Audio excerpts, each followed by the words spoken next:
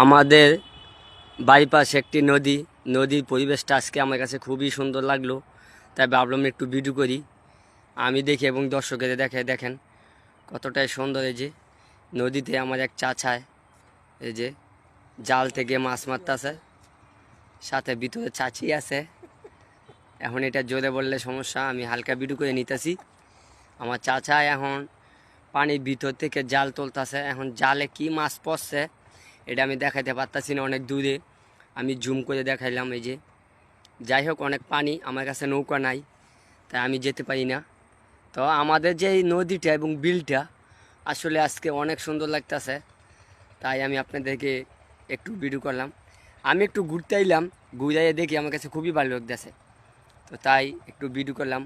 ওই যে দূরে আরেকটা ভাই, উনিও জাল তুলতেছে পানি থেকে, উনিও জালে মাছ পড়ছে কিনা দেখতেছে। যাই হোক, এত দূরে দেখা সম্ভব না, আমি জুম করে নৌকাটা দেখালাম, ওনার জাল দেখা যায় না, অনেক দূরে। তো যাই হোক, এই যে আসলেই নদীর পরিবেশটা অনেক সুন্দর, মানে এতটাই সুন্দর লাগে। গ্রাম মানেই সুন্দর, গ্রামের পরিবেশটা বিকেলবেলা অনেক সুন্দর। তো আমি আমি যেখানে আছি এখানে একটি ব্রিজ আছে, ব্রিজটা আমাদের বাড়ির পাশাপাশি। ওই বিকালবেলা একটু ব্রিজ আসলাম ঘুরতে, কারণ আইসা দেখি বিকেলে পরিবেশটা খুবই ভালো লাগতেছে, তাই একটু বিলটাকে নদীটাকে ভিডিও করলাম।